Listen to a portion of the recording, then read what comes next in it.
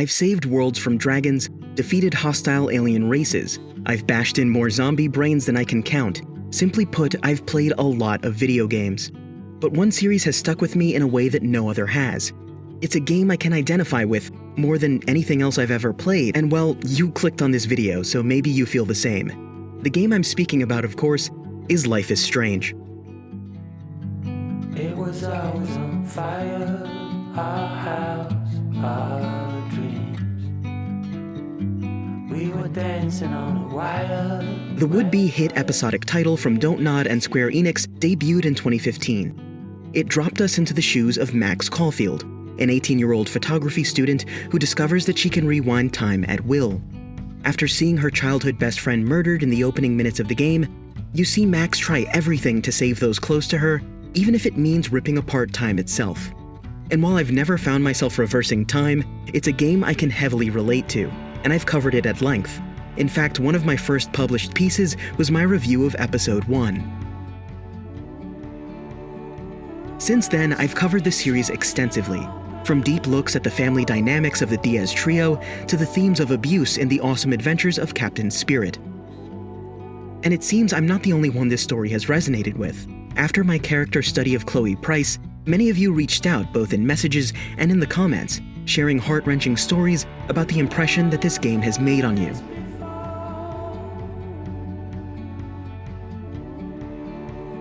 One example is Voyager 1, who said, "I've always loved Chloe because of how relatable she is. But recently, my father died in a car crash, and I was stuck inside the car with him, and I survived. Now I don't think I could ever find a character more relatable than Chloe. She's my favorite ever." Or Wild Wesley 10, who said, "My friend tried to shame me for saving Chloe and potentially killing everybody else in Arcadia Bay, but I see too much of myself in Chloe and her situation to sacrifice her. Even though most of the time it was me moving away, my friendships didn't end because of my lack of trying. It hurts to be ignored and eventually forgotten by the person or people who know you best in life. If I had the chance to reconnect with my childhood best friend on a crazy adventure, I'd take it." Thank you to everyone who is brave enough to share their stories or memories with myself and everyone on the channel. And it's for that reason that I thought it's only fitting that I share mine in this final love letter to a game that means the world to me. Life is Strange is the smell of a home-cooked meal. It's the scent of your family car. It's the sound of your dog barking when you get home. It's a goosebump-inducing shock to the system that floods your brain with nostalgia. At least it is for me. It harkens back to a time when I was in irreverent shit just for the sake of being one. That time in your life where you're so certain of everything and have seemingly endless possibilities in front of you.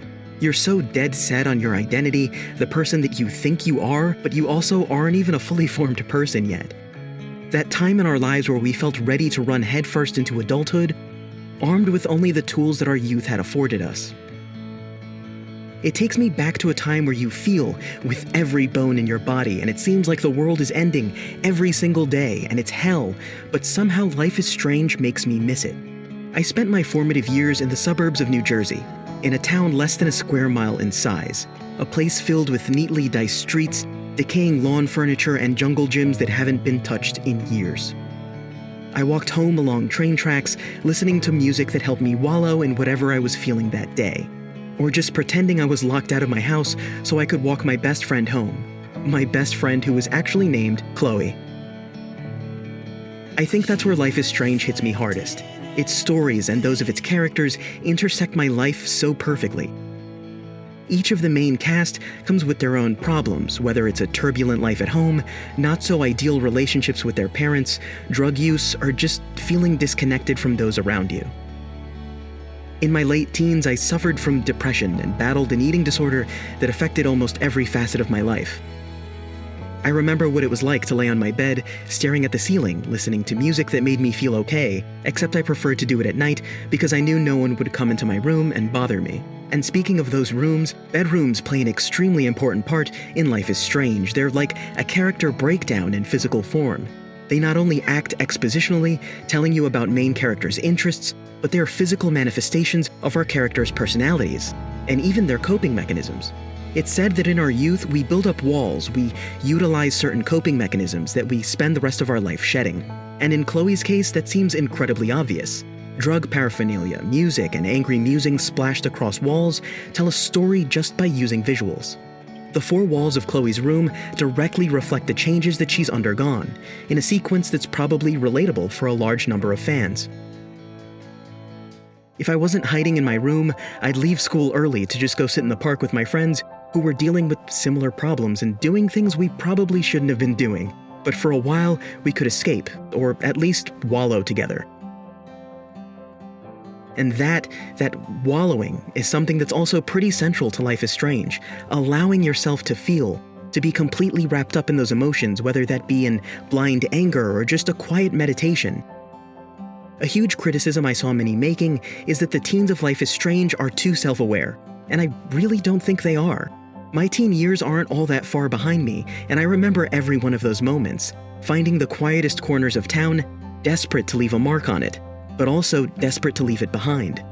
Even making plans with my best friend, deciding where we'd head after high school, and just being lost in those possibilities. I think that the hallmark of a well-conceived, fully realized game is how devs utilize every facet of it to convey the story, or information about the world, or even just about its characters. A delightful way that Life is Strange accomplishes this is by using journal entries.